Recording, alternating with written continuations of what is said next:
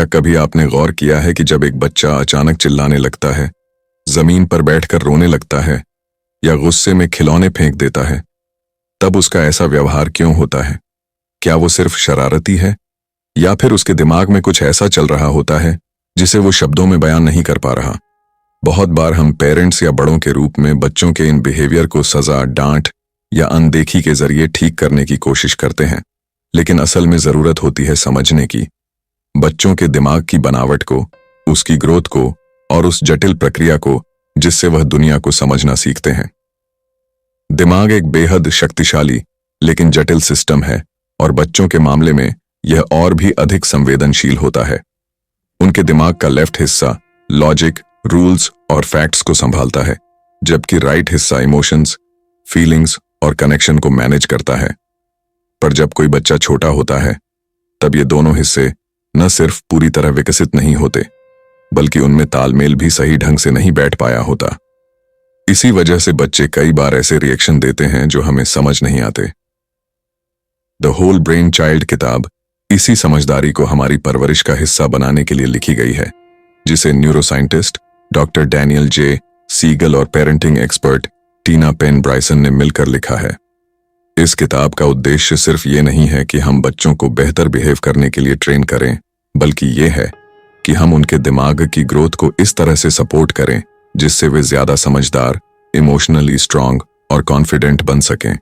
किताब में दी गई 12 स्ट्रैटेजीज साइंस पर आधारित हैं, लेकिन उन्हें इतनी सरल भाषा और रोजमर्रा की कहानियों से जोड़ा गया है कि हर पेरेंट, टीचर या गार्डियन उन्हें समझ सकता है और अपनाकर बच्चों की लाइफ को बेहतर बना सकता है। ये स्ट्रैटेजीज हमें सिखाती हैं कि जब बच्चा इमोशनल हो, गुस्से में हो या डर में हो, तो हम कैसे उसका साथ दें, कैसे उसे सही दिशा में गाइड करें और कैसे उसकी भावनाओं को समझते हुए उसे खुद को एक्सप्रेस करने की आजादी दें। किताब बताती है कि एक बच्चे का ब्रेन किसी मिट्टी की तरह होता है, जिसे सही समय पर सही तरीके से आकार दिया जाए तो वह एक मजबूत, संतुलित और सोचने समझने वाला इंसान बन सकता है। यही वजह है कि यह किताब न सिर्फ पेरेंटिंग की गाइड है, बल्कि बच्चों के भविष्य को आकार देने का एक साइंटिफिक और हार्टफुल तरीका भी है।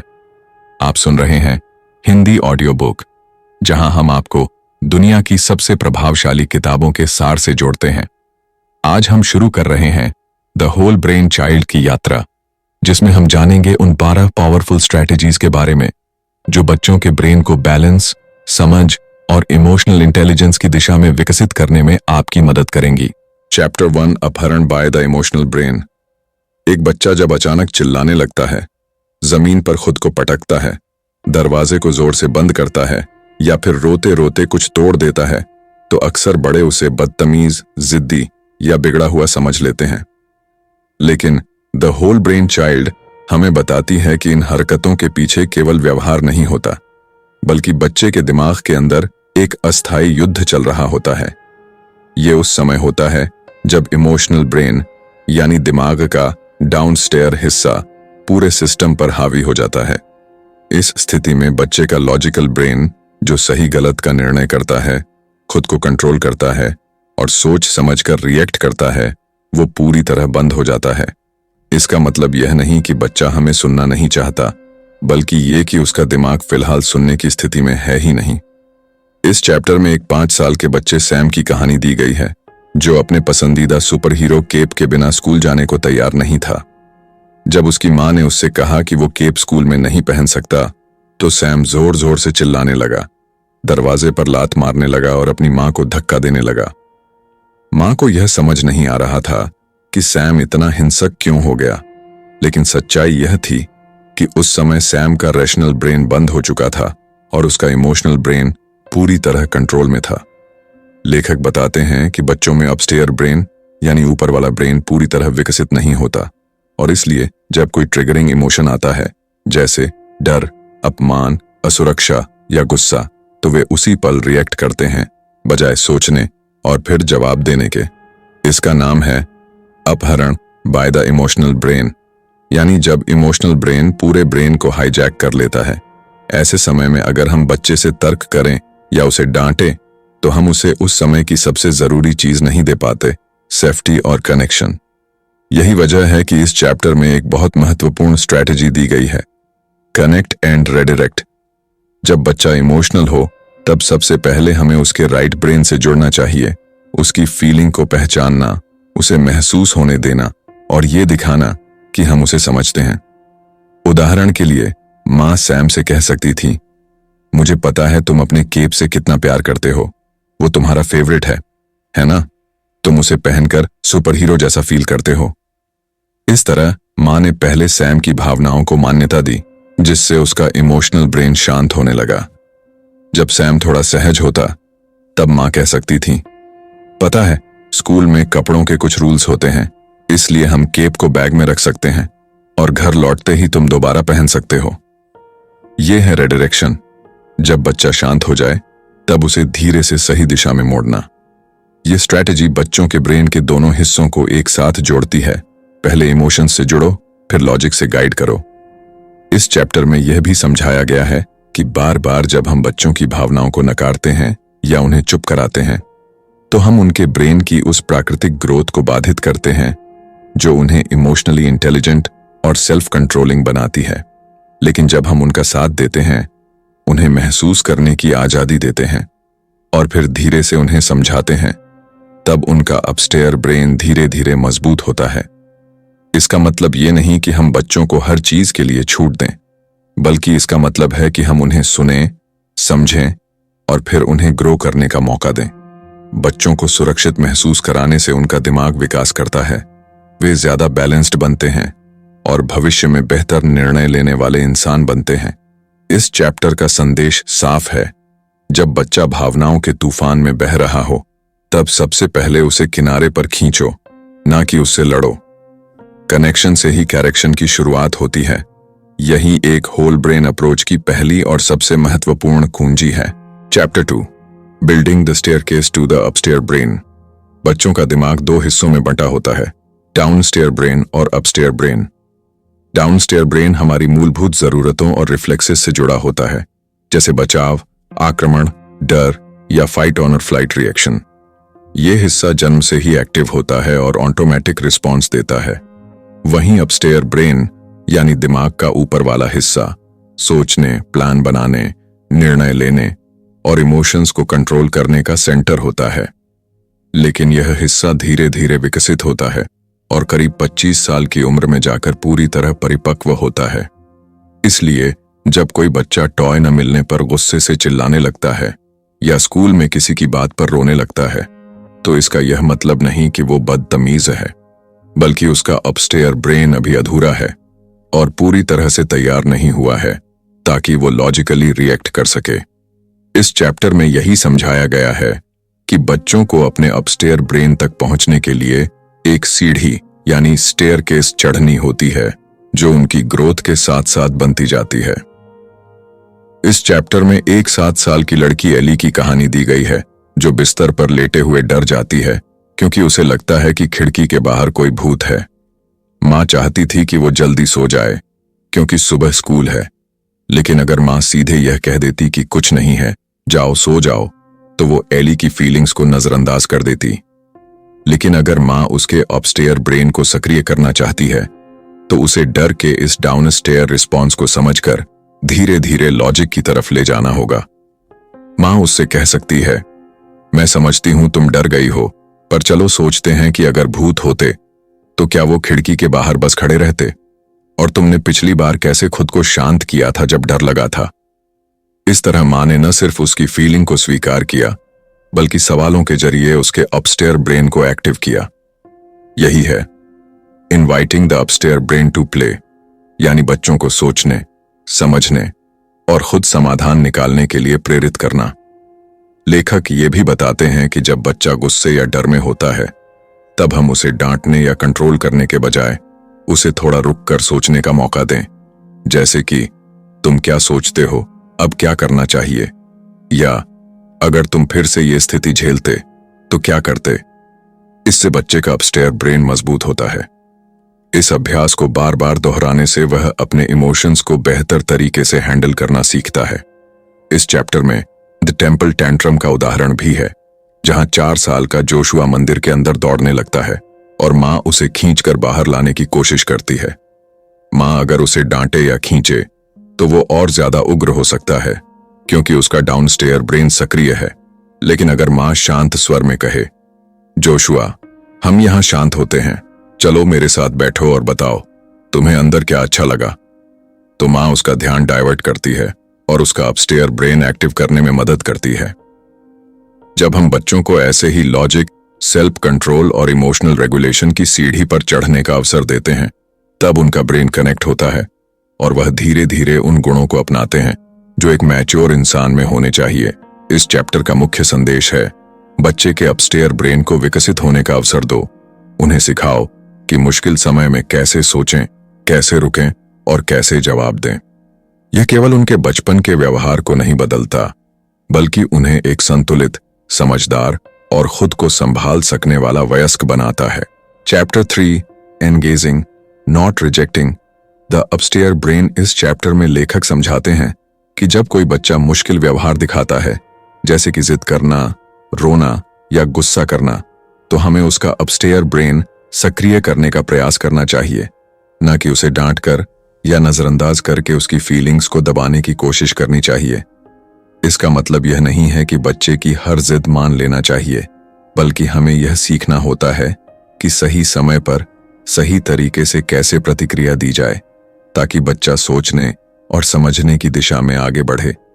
लेखक बताते हैं कि जब बच्चा गुस्से या निराशा में होता है तो उसका डाउनस्टेयर ब्रेन सक्रिय रहता है और वह तर्क या समझदारी से सोचने की स्थिति में नहीं होता। ऐसे में अगर हम उसे तर्क समझाने की कोशिश करें तो वो और ज्यादा नाराज हो सकता है। उदाहरण के लिए, 5 साल का ल्यूक अपनी पसंद की कैंडी ना मिलने पर जोर से चिल्लाने लगता है। उसके पिता अगर यह कहते हैं कि बस बहुत हो गया, अब चुप हो जाओ, तो यह प्रतिक्रिया ल्यूक के डाउनस्टेयर ब्रेन को और ज्यादा ट्रिगर कर सकती है।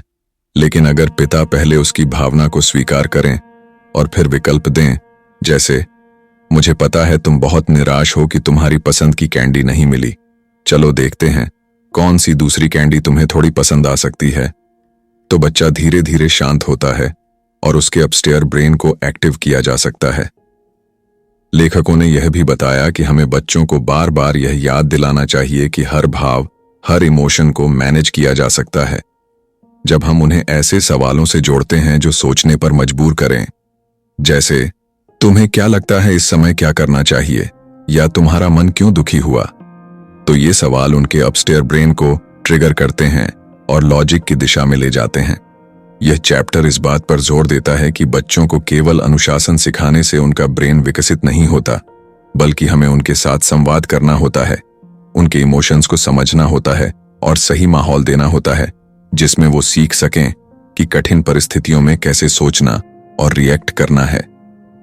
लेखक यह भी बताते हैं कि जब हम किसी बच्चे को किसी मुश्किल भावना में फंसा देखते हैं, जैसे डर, शर्म या निराशा, तो हमें तुरंत प्रतिक्रिया देने से पहले खुद को भी शांत रखना होता है, क्योंकि अगर पेरेंट्स का अपना डाउनस्टेयर ब्रेन ट्रिगर हो जाए तो फिर वे गुस्से में प्रतिक्रिया देते हैं जो स्थिति को और बिगाड़ देती है। इसलिए खुद को शांत करना, बच्चे की भावनाओं को स्वीकार करना और फिर धीरे धीरे उसे लॉजिक की ओर ले जाना, यही है इस चैप्टर का सार।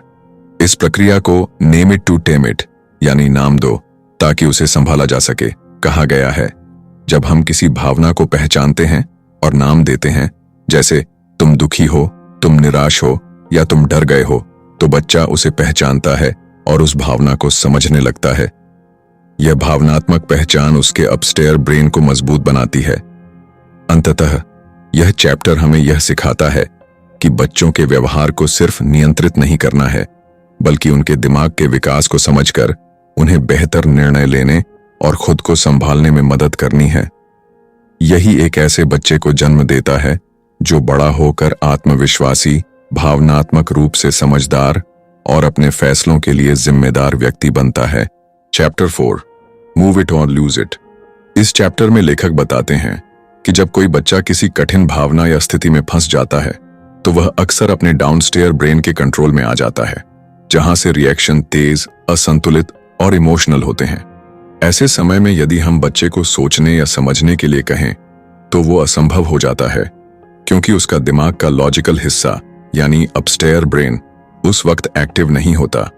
इस स्थिति से निपटने का सबसे आसान और असरदार तरीका है शारीरिक गतिविधि यानी बॉडी को मूव कराना।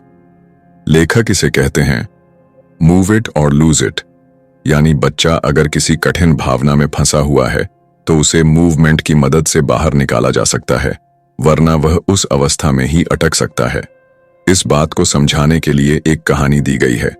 6 साल का जैक स्कूल से घर आते ही नाराज हो जाता है क्योंकि उसका स्कूल बैग फर्श पर गिर गया और उसकी फेवरेट डायरियां बाहर गिर गईं।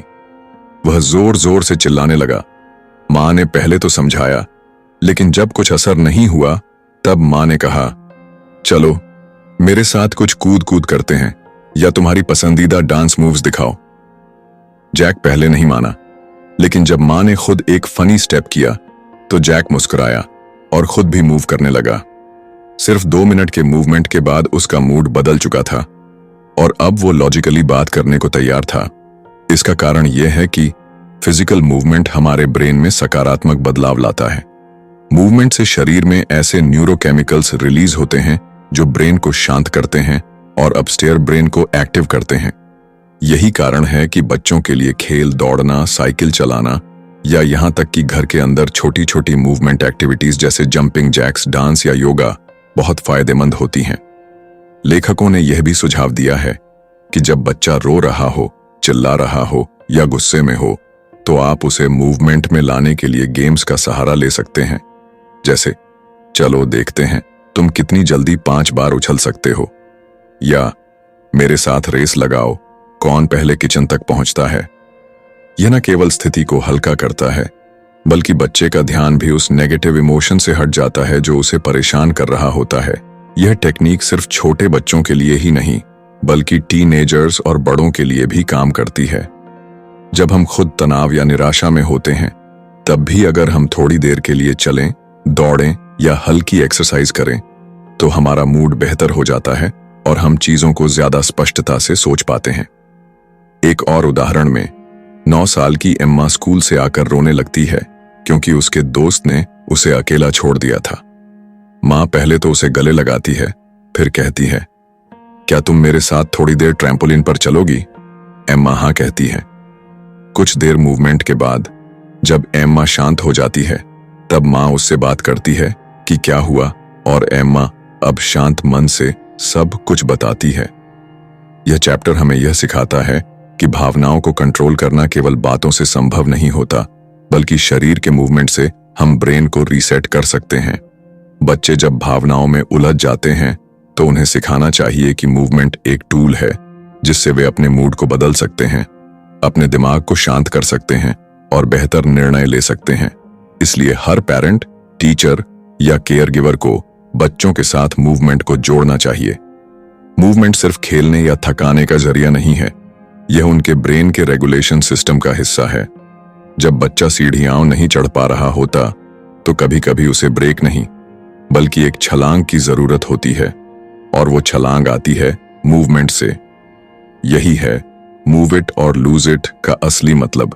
Chapter 5 the remote of the mind, इस चैप्टर में लेखक यह समझाते हैं कि बच्चों के ब्रेन को इस तरह प्रशिक्षित किया जा सकता है कि वे अपनी यादों और भावनाओं पर नियंत्रण पा सकें, जैसे कि उनके हाथ में एक रिमोट हो जिससे वे अपने माइंड की अलग अलग क्लिप्स को फॉरवर्ड, रिवाइंड या पॉज कर सकें। इसका मकसद है बच्चों को यह सिखाना कि वे किसी भी कठिन या दर्दनाक अनुभव को सिर्फ दोबारा जीने के बजाय उसे समझें, उस पर सोचें और उस पर बात करें। लेखक बताते हैं कि हमारे ब्रेन की मेमोरी जब एक नैरेटिव यानी कहानी के रूप में सामने आती है तो वो हमारे माइंड को शांति देती है। जब हम किसी अनुभव को शब्दों में बदलते हैं और उसे किसी और के साथ बांटते हैं तो वह अनुभव हमारे ब्रेन में बेहतर तरीके से प्रोसेस होता है और उसका इमोशनल प्रभाव कम हो जाता है। इसीलिए बच्चों के साथ बात करना, उन्हें उनके अनुभवों को कहानी की तरह कहने देना बेहद जरूरी होता है। उदाहरण के लिए 7 साल की एनी एक कार एक्सीडेंट में थी और अब वह कार में बैठने से डरती है। जब भी उसे कार में बैठना होता है वह चिल्लाने लगती है या रोने लगती है। उसके पेरेंट्स ने पहले उसे शांत करने की कोशिश की, लेकिन बाद में उन्होंने उससे धीरे धीरे उस दिन की पूरी कहानी बताने को कहा। एनी ने डरते डरते एक्सीडेंट के पल को दोहराया, कैसे वो सीट पर थी, कैसे कार अचानक रुकी, कैसे हॉर्न बजा और कैसे उसे बहुत जोर से झटका लगा। उसके माँ बाप ने उसकी बात ध्यान से सुनी, बीच में नहीं टोका और फिर उस एक्सपीरियंस पर सवाल पूछे, जैसे उस वक्त तुम्हें सबसे ज्यादा डर कब लगा, या तुम्हें क्या चीज सबसे ज्यादा याद रह गई। इस बातचीत ने एनी को मदद की, क्योंकि अब वह उस एक्सीडेंट को सिर्फ एक डरावना अनुभव नहीं मानती, बल्कि एक कहानी समझती है जो खत्म हो चुकी है। अब जब भी वह कार में बैठती है तो उसका ब्रेन उस क्लिप को समझ चुका होता है और डर धीरे धीरे कम होता जाता है। लेखकों ने बताया कि जब बच्चे किसी दर्दनाक या डरावने अनुभव को बार बार सोचते हैं लेकिन उस पर बात नहीं करते, तो वह मेमोरी उनके ब्रेन में अधूरी रहती है और ब्रेन उसे बार बार दोहराता है, जिससे बच्चा बेचैनी महसूस करता है। इसलिए रिमोट ऑफ द माइंड का कॉन्सेप्ट यह है कि बच्चों को यह आजादी दी जाए कि वो अपनी यादों को कभी पॉज कर सकें, कभी उसे वापस ला सकें और कभी फास्ट फॉरवर्ड कर सकें, यानी उन पर उनका नियंत्रण हो। पेरेंट्स इसमें मदद कर सकते हैं, जैसे कि बच्चे को कहें, चलो उस दिन की फिल्म वापस चलाते हैं, या इस कहानी का अगला हिस्सा क्या था। इस तरह की भाषा बच्चों को उनके अनुभवों पर कंट्रोल देने का एहसास कराती है। यह भी जरूरी है कि जब बच्चा अपनी कोई क्लिप शेयर करे तो हम उसे जज न करें या सलाह न दें, बल्कि पहले सिर्फ सुनें, फिर धीरे धीरे उस क्लिप पर बातें करें और उसके इमोशंस को नाम दें। जैसे, तुम्हें उस समय बहुत गुस्सा आया होगा, तुम डर गए थे, तुम्हें लगा होगा कि सब कुछ बर्बाद हो गया। ऐसे वाक्य बच्चे को यह समझने में मदद करते हैं कि जो उन्होंने महसूस किया वो सही था और वे अकेले नहीं थे। इस प्रोसेस को लेखक मेमोरी स्टोरी टेलिंग कहते हैं और यह बच्चों के ब्रेन के इमोशनल सेंटर को स्थिर करने में मदद करता है। इस चैप्टर का सार यही है कि जब बच्चे अपनी कहानियां खुद बता पाते हैं तो वे सिर्फ पुराने अनुभवों को दोहराते नहीं, बल्कि उन्हें रीराइट करना सीखते हैं। वे अपने डर को कम करना, अपनी भावनाओं को समझना और जीवन में आगे बढ़ना सीखते हैं। रिमोट ऑफ द माइंड एक रूपक है, लेकिन यह बच्चों के लिए बहुत प्रभावशाली टूल बन सकता है, जिससे वे महसूस करते हैं कि वे अपने ब्रेन के मालिक हैं, उसके गुलाम नहीं। Chapter 6 name it to tame it. इस चैप्टर में लेखक यह बताते हैं कि जब बच्चे किसी भावनात्मक स्थिति में होते हैं, जैसे डर, गुस्सा, उदासी या उलझन, तो उस भावना को पहचानना और उसे शब्दों में बयां करना उस भावना को शांत करने की दिशा में पहला कदम होता है। इस स्ट्रैटेजी का नाम है name it to tame it, यानी किसी भावना को काबू करने के लिए सबसे पहले उसका नाम लेना जरूरी है। जब बच्चा गुस्से से चिल्ला रहा हो या रो रहा हो तो पेरेंट्स की सबसे आम प्रतिक्रिया होती है कि वे उसे तुरंत शांत करने की कोशिश करें। चुप हो जाओ, डरो मत, अब तो कुछ नहीं हुआ। लेकिन लेखक कहते हैं कि यह तरीका बच्चों को और ज्यादा अकेला और कंफ्यूज बना सकता है, क्योंकि उनकी भावना को नजरअंदाज किया जा रहा होता है। बजाय इसके, अगर पेरेंट्स बच्चे से कहें, तुम्हें बहुत गुस्सा आया है ना, या तुम डर गए हो, मुझे पता है, तो बच्चा महसूस करता है कि उसकी भावना को समझा जा रहा है, उसे नाम दिया जा रहा है और उसे उसके इमोशन में अकेला नहीं छोड़ा गया। यहां लेखक एक उदाहरण देते हैं 5 साल के जैक का, जो स्कूल से आते ही अपने छोटे भाई पर चिल्लाने लगता है, खिलौनों को जमीन पर फेंक देता है और किसी से बात नहीं करता। पहले पेरेंट्स उसे डांटते थे, लेकिन फिर उन्होंने उससे धीरे से पूछा, स्कूल में कुछ हुआ क्या, तुम परेशान लग रहे हो। जैक पहले चुप रहा, लेकिन फिर उसने कहा कि उसका बेस्ट फ्रेंड आज किसी और के साथ खेल रहा था और उसने जैक को अकेला छोड़ दिया। जैसे ही जैक ने इस भावना को शब्दों में कहा, उसके चेहरे की कठोरता कम होने लगी, उसकी सांसें सामान्य होने लगीं और वह फिर अपनी मां के पास बैठ गया। यानी जब जैक ने अपनी भावना को नाम दिया तो उसका ब्रेन उसे बेहतर तरीके से प्रोसेस कर सका और वह इमोशन कम तीव्र हो गया। लेखक बताते हैं कि जब हम किसी भावना को शब्दों में डालते हैं तो दिमाग का लेफ्ट ब्रेन, जो लॉजिक और लैंग्वेज के लिए जिम्मेदार है, एक्टिव होता है और वह राइट ब्रेन, जो इमोशंस और फीलिंग्स को प्रोसेस करता है, के साथ जुड़कर एक बेहतर संतुलन बनाता है। इससे बच्चे को अपने इमोशंस पर कंट्रोल पाने में मदद मिलती है। पेरेंट्स को चाहिए कि जब भी बच्चा इमोशनली एक्टिव हो तो वे सवाल करें, क्या तुम डरे हुए हो? क्या तुम्हें बुरा लगा जब उसने ऐसा कहा? क्या तुम उदास हो? और जैसे ही बच्चा जवाब देता है, उसका ब्रेन खुद ब खुद शांत होने लगता है। इस प्रक्रिया को लेखक इमोशन कोचिंग कहते हैं और यह बच्चों के आत्मविश्वास को गहराई से बढ़ाता है, क्योंकि बच्चा सीखता है कि उसकी भावनाओं को समझा और स्वीकारा गया है। पेरेंट्स को यह भी समझना चाहिए कि बच्चे अक्सर अपने इमोशंस को एक्सप्रेस करने के लिए व्यवहार का सहारा लेते हैं, जैसे मारना, चिल्लाना या छुप जाना, क्योंकि उन्हें यह नहीं सिखाया गया कि उन इमोशंस को शब्दों में कैसे बताया जाए। इसलिए name it to tame it strategy उन्हें वह शब्द देती है जिससे वे अपने व्यवहार को बदल सकें और खुद को बेहतर तरीके से समझ सकें। यह चैप्टर यह सिखाता है कि जब भी बच्चा किसी कठिन भावना से गुजर रहा हो तो उसे डांटने या अनदेखा करने की बजाय उस भावना को एक नाम दें, उस पर बात करें और धीरे धीरे बच्चे को यह सिखाएं कि उसके इमोशंस उसके कंट्रोल में हो सकते हैं। इस तरह वह न केवल अपनी भावनाओं को पहचानना सीखेगा, बल्कि जीवन भर उन्हें संभालने की क्षमता भी विकसित करेगा। Chapter 7 at times we on lose our minds. इस चैप्टर में लेखक यह स्पष्ट करते हैं कि चाहे हम कितने भी अच्छे पेरेंट्स क्यों ना हों, जिंदगी में ऐसे पल जरूर आते हैं जब हम अपनी भावनाओं पर नियंत्रण खो बैठते हैं, अपना आपा खो देते हैं और अपने बच्चों से ऐसे बर्ताव कर बैठते हैं जिस पर हमें बाद में अफसोस होता है। इसीलिए यह चैप्टर यह नहीं सिखाता कि गलती ना हो, बल्कि यह सिखाता है कि गलती के बाद उसे कैसे सुधारा जाए और बच्चों को कैसे यह दिखाया जाए कि हर इंसान गलती करता है, लेकिन उससे सीखना जरूरी है। लेखक बताते हैं कि जब पेरेंट्स अपने बच्चे पर चिल्लाते हैं, गुस्से में कुछ कठोर शब्द बोल देते हैं या पूरी तरह से प्रतिक्रिया में बह जाते हैं, तो बच्चों के लिए यह अनुभव डरावना हो सकता है। लेकिन यह भी सच है कि पेरेंट्स इंसान होते हैं, रोबोट नहीं। इसलिए असली ताकत इस बात में है कि हम अपनी गलती को पहचानें, उस पर रिफ्लेक्ट करें और बच्चे से माफी मांगें। यह प्रक्रिया सिर्फ रिलेशनशिप को मजबूत नहीं करती, बल्कि बच्चों को एक जरूरी सबक भी देती है कि अपनी गलती मानना कमजोरी नहीं बल्कि समझदारी है। उदाहरण के लिए कल्पना कीजिए कि एक पिता ऑफिस के तनाव के कारण थके हुए घर लौटते हैं। घर आते ही उनका बेटा गलती से दूध गिरा देता है। थोड़े से दूध के गिरने पर पिता गुस्से में चिल्ला पड़ते हैं और बच्चा डरकर कोने में चला जाता है। कुछ समय बाद जब पिता शांत होते हैं तो वे सोचते हैं कि यह प्रतिक्रिया जरूरत से ज्यादा थी और उन्हें अपने बेटे से माफी मांगनी चाहिए। वे बेटे के पास जाकर कहते हैं, मैंने तुम पर चिल्लाकर गलत किया। मैं थका हुआ था, लेकिन यह तुम्हारी गलती नहीं थी। मुझे माफ कर दो। ऐसा कहने से बच्चा न केवल सुरक्षित महसूस करता है, बल्कि वह यह भी सीखता है कि गलती को कैसे स्वीकार किया जाए और रिश्तों को कैसे ठीक किया जाए।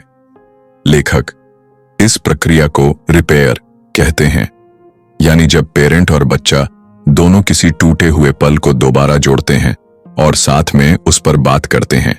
यह रिपेयरिंग बच्चों को इमोशनली मजबूत बनाती है, क्योंकि वे सीखते हैं कि जिंदगी में टकराव होंगे, गलतियां होंगी, लेकिन उन्हें सुधारा जा सकता है। यह उन्हें संबंधों की गहराई, माफी की ताकत और इंसान होने के मायनों को समझाता है। लेखक यह भी बताते हैं कि जब पेरेंट्स अपनी भावनाओं पर काबू नहीं रख पाते तो उनके अपने ब्रेन में भी अपना आपा खो देना यानी डिसइंटीग्रेशन हो जाता है। ऐसे में खुद को शांत करने के लिए पेरेंट्स को भी सेल्फ अवेयरनेस की जरूरत होती है।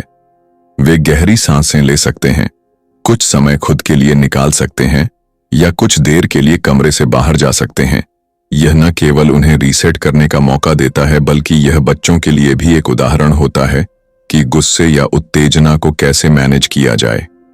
इस चैप्टर का सार यही है कि अपने गलत बर्ताव को स्वीकारना, उस पर बच्चे से बात करना और उसे सुधारना पेरेंटिंग का एक बहुत जरूरी हिस्सा है।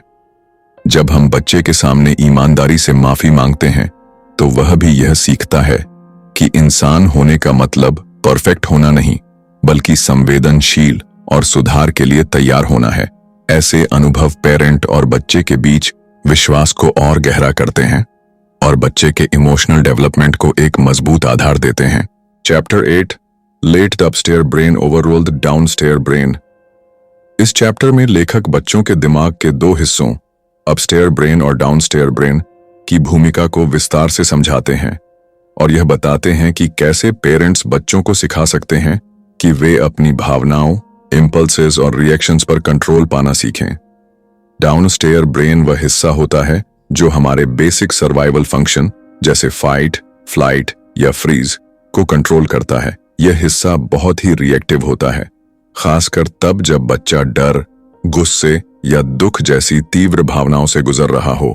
वहीं अपस्टेयर ब्रेन वह हिस्सा है जो logical thinking, planning, emotional regulation और एम्पैथी के लिए जिम्मेदार होता है। यह हिस्सा धीरे धीरे विकसित होता है और जब बच्चा किसी मुश्किल सिचुएशन में होता है तो यही हिस्सा उसे सोच समझकर प्रतिक्रिया देने में मदद करता है। लेकिन दिक्कत तब आती है जब बच्चे का डाउनस्टेयर ब्रेन अपस्टेयर ब्रेन को ओवरराइड कर देता है। ऐसे में बच्चा बिना सोचे समझे प्रतिक्रिया देता है, जैसे किसी को मार देना, जमीन पर लौट जाना, चीखना या खुद को बंद कर लेना। इसलिए पेरेंट्स की जिम्मेदारी होती है कि वे बच्चों को यह सिखाएं कि कैसे वे अपने अपस्टेयर ब्रेन को एक्टिव रखें और डाउनस्टेयर ब्रेन की भावनात्मक बाढ़ में बहे नहीं। उदाहरण के लिए, जब एक बच्चा अचानक किसी पार्टी में खेलने से मना कर देता है और गुस्से में सबके सामने चिल्ला देता है, तो पेरेंट्स को खुद शांत रहकर बच्चे को गाइड करना चाहिए। वे कह सकते हैं, मुझे लगता है तुम अभी बहुत गुस्से में हो, चलो थोड़ा बैठते हैं और बात करते हैं। इस तरह का रिस्पॉन्स बच्चे को यह महसूस कराता है कि वह अकेला नहीं है और उसकी भावनाओं को समझा जा रहा है। लेखक इस प्रक्रिया को अपस्टेयर ब्रेन एक्सरसाइज कहते हैं, जिसमें पेरेंट्स बच्चे को सोचने, समझने और खुद को एक्सप्रेस करने का मौका देते हैं। इसमें कुछ व्यावहारिक तरीके भी बताए गए हैं, जैसे बच्चों से यह पूछना, तुम्हें क्या लगता है अभी तुम्हें क्या चाहिए, या अगर हम इस स्थिति को दोबारा जिएं तो तुम क्या अलग करोगे। इन सवालों के जरिए बच्चा अपने अपस्टेयर ब्रेन को एक्टिव करता है और धीरे धीरे सेल्फ कंट्रोल विकसित करता है।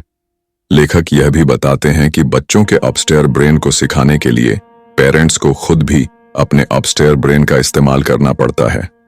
जब पेरेंट्स बच्चे के गुस्से में खुद गुस्सा हो जाते हैं तो वे भी डाउनस्टेयर ब्रेन से रिएक्ट कर रहे होते हैं। इसलिए जरूरी है कि पेरेंट्स पहले खुद को शांत करें, गहरी सांस लें और फिर बच्चे के साथ इस तरह बात करें कि वह सोचने और समझने की स्थिति में आ सके। इस चैप्टर में बताया गया है कि कैसे रोजमर्रा की छोटी छोटी घटनाएं, जैसे किसी बात पर रूठ जाना, होमवर्क को लेकर झगड़ा या खेल में हार जाने पर रोना, बच्चों को अपस्टेयर ब्रेन यूज करने की ट्रेनिंग देने के मौके बन सकते हैं। अगर पेरेंट्स हर बार इन मौकों का इस्तेमाल सोच समझकर करें तो बच्चा धीरे धीरे इमोशनली मजबूत बनता है, मुश्किल स्थितियों में सोचकर रिएक्ट करना सीखता है और अपनी भावनाओं को कंट्रोल करने की कला सीखता है। यह चैप्टर हमें यह समझाने की कोशिश करता है कि पेरेंटिंग का असली उद्देश्य यह नहीं है कि बच्चा हर वक्त परफेक्ट बिहेव करे, बल्कि यह है कि वह अपने दिमाग के दोनों हिस्सों को पहचान कर उन्हें संतुलित करते हुए एक समझदार और भावनात्मक रूप से मजबूत इंसान बने। Chapter 9 exercise the upstair brain. इस चैप्टर में लेखक यह समझाते हैं कि बच्चों के अपस्टेयर ब्रेन को मजबूत करने के लिए उसे रेगुलर रूप से एक्टिव करना और एक्सरसाइज करवाना बहुत जरूरी है। अपस्टेयर ब्रेन वह हिस्सा है जो logic, self control, planning, decision making और एम्पैथी को हैंडल करता है। अगर बच्चे को यह हिस्सा यूज करने के मौके नहीं मिलते तो वह कमजोर रह जाता है और जब कोई कठिन परिस्थिति सामने आती है तो बच्चा जल्द ही घबरा जाता है या इमोशंस में बहकर रिएक्ट करता है। इसलिए पेरेंट्स को चाहिए कि वे बच्चों को ऐसी सिचुएशंस में डालें जहां उन्हें अपस्टेयर ब्रेन का इस्तेमाल करना पड़े और धीरे धीरे उसे स्ट्रांग बनाया जा सके। लेखक बताते हैं कि जब भी कोई बच्चा किसी समस्या में होता है, पेरेंट्स को उसका हल देने की बजाय उसे खुद सोचने का मौका देना चाहिए। उदाहरण के लिए, अगर बच्चा कहता है कि उसका खिलौना टूट गया है तो तुरंत नया खिलौना देने की बजाय उससे पूछा जा सकता है, हमें अब क्या करना चाहिए, या तुम्हारे पास इसे ठीक करने का क्या तरीका हो सकता है। इस तरह के सवाल बच्चे के सोचने की क्षमता को जगाते हैं और उसे समाधान की ओर ले जाते हैं। जब बच्चा फील करता है कि उसकी सोच की कद्र हो रही है, तो वह जिम्मेदार बनता है और अपने व्यवहार पर कंट्रोल करना सीखता है। इस चैप्टर में बताया गया है कि अगर बच्चा किसी से झगड़ा कर रहा है या किसी बात पर बहुत ज्यादा इमोशनल हो रहा है तो पेरेंट्स को यह मौका समझना चाहिए कि यह अपस्टेयर ब्रेन को एक्टिव करने का समय है। ऐसे में अगर पेरेंट उसे डांटने की बजाय पूछे, क्या तुम्हें लगता है इस तरह बात करना सही था, या तुम क्या महसूस कर रहे हो, तो बच्चा अपने व्यवहार का विश्लेषण करता है और धीरे धीरे अपनी भावनाओं को कंट्रोल करने लगता है। लेखक यह भी समझाते हैं कि रूटीन में छोटे छोटे काम भी अपस्टेयर ब्रेन की एक्सरसाइज बन सकते हैं, जैसे लूडो खेलते हुए यह सिखाना कि हार को कैसे स्वीकार किया जाए, या स्टोरी सुनाते हुए बच्चों से पूछना कि अगर तुम इस कहानी के हीरो होते तो क्या करते। इससे उनकी कल्पना शक्ति, डिसीजन मेकिंग और इमोशनल समझ विकसित होती है। इसके अलावा बच्चे को अपने डे टू डे डिसीजन में शामिल करना भी अपस्टेयर ब्रेन को मजबूत करता है। जैसे खाना खाते समय उसे यह चुनने देना कि वह कौन सी सब्जी खाना चाहता है या स्कूल के बैग में कौन सी किताब पहले रखनी चाहिए। इससे बच्चा यह महसूस करता है कि उसकी राय मायने रखती है और वह अपने फैसलों का जिम्मेदार बनता है। लेखक यह भी बताते हैं कि जब बच्चे को खुद सोचने का मौका मिलता है तब वह केवल समस्या का हल नहीं निकालता, बल्कि खुद को जानने लगता है, अपनी भावनाओं से कनेक्ट करता है और दूसरों के नजरिए को समझना सीखता है। यही स्किल्स उसे भविष्य में एक मजबूत, संवेदनशील और समझदार इंसान बनाती हैं। ये चैप्टर हमें यह सिखाता है कि पेरेंट्स को बच्चों के दिमाग के ऊपरी हिस्से को हर रोज थोड़ी थोड़ी एक्सरसाइज देने की जरूरत है, ताकि उनका ब्रेन बैलेंस्ड, स्ट्रांग और कॉन्फिडेंट बन सके। बच्चों को हर उस मौके पर जहां वे रिएक्ट कर सकते हैं, सोचने का विकल्प देना, यही असली अपस्टेयर ब्रेन ट्रेनिंग है। Chapter 10, practice mindsight. इस चैप्टर में लेखक यह समझाते हैं कि बच्चों के दिमाग की ग्रोथ और उनकी इमोशनल हेल्थ के लिए माइंडसाइट यानी अपने और दूसरों के माइंड को देखने, समझने और महसूस करने की क्षमता बेहद जरूरी है। माइंडसाइट एक तरह की मेंटल स्किल है जो बच्चों को यह सिखाती है कि वे न सिर्फ अपनी फीलिंग्स और थॉट्स को पहचानें, बल्कि दूसरों की भावनाओं को भी समझें और उनसे कनेक्शन महसूस करें। यह स्किल बच्चे को न सिर्फ आत्म जागरूक बनाती है, बल्कि उसे एम्पैथेटिक और सोशल तौर पर समझदार भी बनाती है। लेखक बताते हैं कि बहुत से बच्चे जब नाराज या दुखी होते हैं तो उन्हें यह तक समझ नहीं आता कि वे कैसा महसूस कर रहे हैं। ऐसे में अगर पेरेंट्स उन्हें यह बताएं कि तुम्हें शायद गुस्सा इसलिए आ रहा है क्योंकि तुमने बहुत कोशिश की और फिर भी हार गए, तो बच्चा यह सीखता है कि उसकी इमोशंस को पहचाना जा सकता है और उस पर बात की जा सकती है। जब पेरेंट्स बार बार बच्चों को उनकी भावनाओं के बारे में सोचने और बोलने के लिए प्रेरित करते हैं तो बच्चे माइंडसाइट डेवलप करना शुरू करते हैं।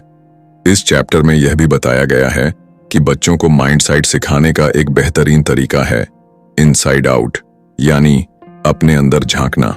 उदाहरण के लिए आप बच्चे से कह सकते हैं, अभी तुम्हारे मन में क्या चल रहा है, या तुम्हारा दिल अभी कैसा महसूस कर रहा है। ये सवाल उसे खुद को एक्सप्लोर करने में मदद करते हैं। इसके अलावा जब बच्चे को यह सिखाया जाता है कि दूसरे लोग अलग तरह से सोच सकते हैं, महसूस कर सकते हैं और उनके अलग इमोशंस हो सकते हैं, तो वह दूसरों के नजरिए को समझना शुरू करता है। लेखक बताते हैं कि माइंडसाइट बच्चों को सेल्फ अवेयर बनाता है और वह जान पाते हैं कि उनका ब्रेन, बॉडी और इमोशंस कैसे एक दूसरे से जुड़े हुए हैं। जब कोई बच्चा खुद को यह कहते सुनता है कि मुझे गुस्सा आ रहा है लेकिन मैं चिल्लाने की बजाय गहरी सांस लेकर शांत हो सकता हूं, तो वह अपने इमोशंस पर कंट्रोल करना सीख रहा होता है। ऐसी आदतें तब बनती हैं जब बच्चे को रोज अपनी फीलिंग्स को पहचानने, उन्हें एक्सप्रेस करने और समझने के मौके मिलते हैं। लेखक यह भी बताते हैं कि माइंडसाइट केवल इमोशनल ग्रोथ ही नहीं, बल्कि रिलेशनशिप्स को भी गहरा और मजबूत बनाता है। जब बच्चा किसी दोस्त को दुखी देखता है और कहता है, क्या तुम ठीक हो, तुम उदास लग रहे हो, तो वह कनेक्ट करना सीखता है। ऐसी सेंसिटिविटी समाज में उसकी जगह को मजबूत बनाती है और वह दूसरों की मदद करने वाला इंसान बनता है। चैप्टर में यह भी समझाया गया है कि माइंडसाइट का अभ्यास करने के लिए स्टोरी टेलिंग एक बहुत अच्छा टूल है। बच्चों को कहानियां सुनाते समय उनसे पूछना कि अगर तुम इस कैरेक्टर की जगह होते तो क्या महसूस करते, या इस कैरेक्टर को कैसा लग रहा होगा। इससे वे इमोशनल इमेजिनेशन में बेहतर होते हैं और दूसरों के जज्बात को महसूस करने लगते हैं। इस तरह के माइंड एक्सरसाइज से बच्चों का अपस्टेयर ब्रेन और ज्यादा एक्टिव होता है और वे खुद को और दूसरों को गहराई से समझने लगते हैं। लेखक यह भी कहते हैं कि माइंड साइट सिखाने के लिए पेरेंट्स को खुद भी माइंडफुल रहना चाहिए। जब पेरेंट्स खुद अपनी भावनाओं को समझते हैं और बच्चों के सामने उन्हें शांत ढंग से एक्सप्रेस करते हैं, तो बच्चे उन्हें देखकर वही सीखते हैं। इसलिए यह प्रोसेस डेली लाइफ के छोटे छोटे मोमेंट्स से शुरू किया जा सकता है। खेलते वक्त, डिनर करते वक्त या सोने से पहले बातचीत में हर पल एक मौका है माइंड साइट को डेवलप करने का। यह चैप्टर हमें सिखाता है कि माइंड साइट बच्चों को खुद के भीतर झांकने, दूसरों से जुड़ने और एक हेल्दी, बैलेंस्ड और कॉन्फिडेंट इंसान बनने की ताकत देता है। यह एक ऐसी स्किल है जो अगर बचपन में ही सिखा दी जाए तो पूरी जिंदगी काम आती है। चैप्टर 11, माइंड साइट मेंटोर बने। इस चैप्टर में लेखक बताते हैं कि पेरेंट्स और केयर गिवर्स को केवल बच्चों के बिहेवियर को गाइड नहीं करना चाहिए, बल्कि उन्हें माइंड साइट यानी खुद को और दूसरों को समझने की क्षमता सिखाने वाला मेंटोर भी बनना चाहिए। इसका मतलब है कि माता पिता को बच्चों की फीलिंग्स और थॉट्स को न सिर्फ मान्यता देनी है, बल्कि उन्हें यह भी दिखाना है कि इन भावनाओं को कैसे समझा और मैनेज किया जा सकता है। जब कोई बच्चा गुस्से में चिल्लाता है या डर कर रोता है, तो अक्सर पेरेंट्स बस यही चाहते हैं कि वह शांत हो जाए। लेकिन लेखक समझाते हैं कि यह एक ऐसा मौका है जब बच्चा सीख सकता है कि उसका दिमाग कैसे काम करता है और वह खुद को कैसे कंट्रोल कर सकता है। अगर पेरेंट उस मोमेंट को माइंड साइट की सीख में बदल दे, तो बच्चा केवल शांत नहीं होता, बल्कि वह अपनी इमोशंस के पीछे की कहानी को समझना भी शुरू करता है। इस चैप्टर में यह उदाहरण दिया गया है कि एक बच्चा स्कूल से वापस आकर अचानक से बहुत चिड़चिड़ा और गुस्सैल हो जाता है और माँ उसे डांटने की बजाय यह पूछती है कि क्या स्कूल में कुछ हुआ। इस एक सवाल से माँ ने न केवल उसके बिहेवियर को एक्सप्लोर किया, बल्कि उसे अपने इमोशंस की तह तक जाने का रास्ता भी दिखाया। यह रोल माइंड साइट मेंटोर का होता है, बच्चे को यह समझाना कि उसके बिहेवियर के पीछे कुछ गहरी फीलिंग्स छुपी होती हैं और उन्हें पहचानना जरूरी है। लेखक बताते हैं कि एक माइंड साइट मेंटोर वह होता है जो बच्चे के अनुभवों को उसकी नजर से देख सके, उसके दिमाग के विकास को समझे और उस विकास में पॉजिटिव गाइड बन सके। जब बच्चा कहता है कि मुझे डर लग रहा है और पेरेंट जवाब देता है मुझे समझ में आ रहा है कि यह डरावना लग सकता है, तो बच्चा ये महसूस करता है कि उसकी फीलिंग्स वैलिड हैं और उसे जज नहीं किया जा रहा। ऐसे पेरेंट्स न केवल कनेक्शन बनाते हैं, बल्कि बच्चों को खुद की भावना को एक्सेप्ट करने की आजादी देते हैं। लेखक यह भी बताते हैं कि माइंड साइट मेंटोर बनने के लिए पेरेंट्स को खुद भी आत्मनिरीक्षण करना होगा। अगर पेरेंट्स खुद अपनी फीलिंग्स को नहीं समझते या उन्हें छिपाते हैं, तो वे बच्चों को सही गाइडेंस नहीं दे पाएंगे। इसलिए जब एक पेरेंट कहता है मुझे आज बहुत थकान हो रही है, इसलिए मैं थोड़ा चिड़चिड़ा हो गया था, तो वह अपने बच्चे को यह सिखा रहा है कि अपनी फीलिंग्स को पहचानना और स्वीकार करना कमजोरी नहीं बल्कि समझदारी है। इसके अलावा लेखक यह भी समझाते हैं कि माइंड साइट मेंटोर बनने के लिए डेली लाइफ के मोमेंट्स का इस्तेमाल किया जा सकता है। जैसे जब बच्चा टीवी शो में किसी किरदार को रोते हुए देखता है, तो पेरेंट्स पूछ सकते हैं तुम्हें क्या लगता है उसे कैसा लग रहा होगा। यह सिंपल सवाल माइंड साइट की प्रैक्टिस है। लेखक यह भी बताते हैं कि बच्चों को माइंड साइट स्किल्स सिखाने के लिए कभी कभी विजुअल टूल्स और कहानियां भी इस्तेमाल की जा सकती हैं, जैसे ब्रेन हाउस या अपस्टेयर ब्रेन डाउनस्टेयर ब्रेन की कहानी, जिससे बच्चे यह समझ पाते हैं कि वे किस हिस्से से सोच रहे हैं और किस हिस्से से प्रतिक्रिया दे रहे हैं। इस प्रक्रिया में पेरेंट्स को खुद को एक गाइड की तरह देखना होता है, जो बच्चे को रास्ता दिखाता है लेकिन जबरदस्ती नहीं करता, जो सवाल पूछता है लेकिन जवाब थोपता नहीं, जो जज नहीं करता बल्कि समझने की कोशिश करता है। यह चैप्टर यह भी बताता है कि माइंड साइट मेंटोर वह होता है जो बच्चों के ब्रेन डेवलपमेंट के हर मोड पर उन्हें कॉन्शियस बनने में मदद करता है। जब वे फ्रस्ट्रेटेड होते हैं, जब वे दुखी होते हैं, जब वे खुश होते हैं, हर इमोशन को एक्सप्लोर करने का मौका देकर।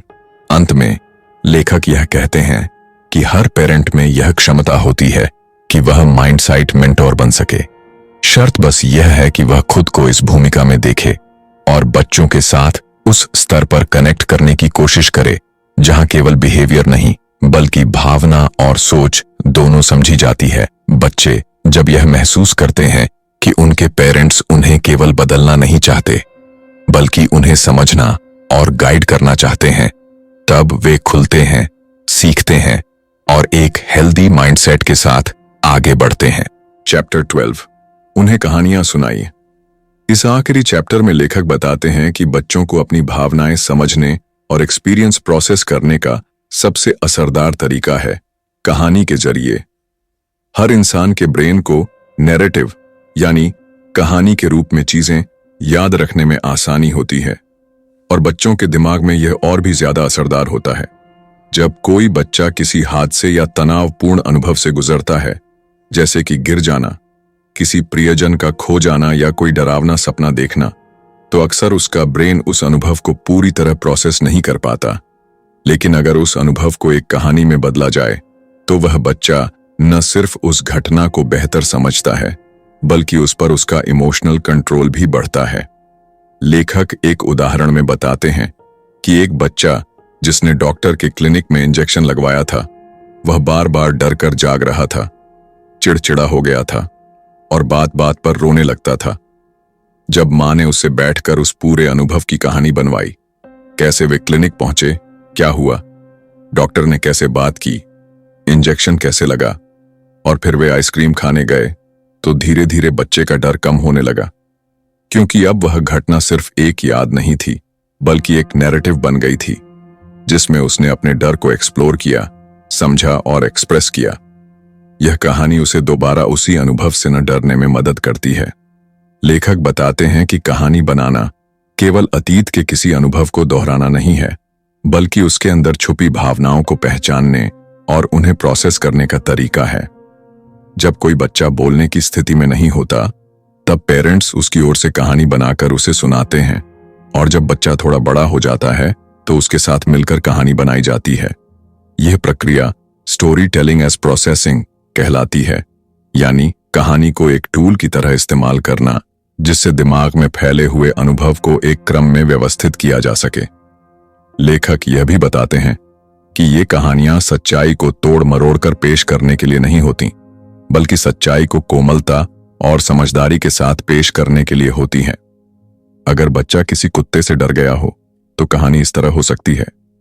हाँ, तुम्हें डर लगा जब वो कुत्ता भौंका और तुम मम्मी के पीछे छुप गए, लेकिन फिर मम्मी ने तुम्हारा हाथ पकड़ा और तुमने देखा कि वह कुत्ता बस खेल रहा था और फिर चला गया। उसके बाद हम पार्क में खेलते रहे और मजा आया। इससे बच्चा सीखता है कि डर एक हिस्सा था लेकिन पूरी कहानी डर नहीं थी। लेखक यह भी बताते हैं कि बच्चों को ये कहानियां बार बार सुनना अच्छा लगता है क्योंकि हर बार वह अपने दिमाग में उस अनुभव को और अच्छे से प्रोसेस कर पाता है। हर बार जब वह कहानी सुनता है, उसका ब्रेन उस मेमोरी को थोड़ा और व्यवस्थित करता है, इमोशन को थोड़ा और बेहतर समझता है और कंट्रोल की भावना थोड़ी और बढ़ती है। एक और जरूरी बात जो लेखक बताते हैं वह यह है कि केवल मुश्किल अनुभवों की ही नहीं, खुशियों की भी कहानियां बनाना चाहिए। जब पेरेंट्स कहते हैं, याद है जब हम बीच पर गए थे और तुमने पहली बार सैंड कैसल बनाया था, तो यह भी ब्रेन में पॉजिटिव मेमोरी को संगठित करता है और बच्चे के सेल्फ वैल्यू को बढ़ाता है। लेखक यह भी कहते हैं कि जब पेरेंट्स अपनी खुद की कहानियां सुनाते हैं, अपने बचपन की, अपने डर की, अपनी जीत और हार की, तो बच्चे यह सीखते हैं कि इमोशन और अनुभव सिर्फ उनके साथ नहीं होते बल्कि सबके साथ होते हैं। इससे बच्चे में एक ह्यूमन कनेक्शन बनता है और वह अपने इमोशन से जूझने की बजाय उनसे दोस्ती करना सीखता है। आखिर में लेखक समझाते हैं कि एक बच्चे के लिए सबसे ताकतवर टूल यह होता है कि उसके जीवन की कहानियों को कोई समझे, उन्हें माने और उन्हें उसे दोबारा इस तरह बताए कि वे उसकी ग्रोथ का हिस्सा बन जाएं, उसका बोझ नहीं।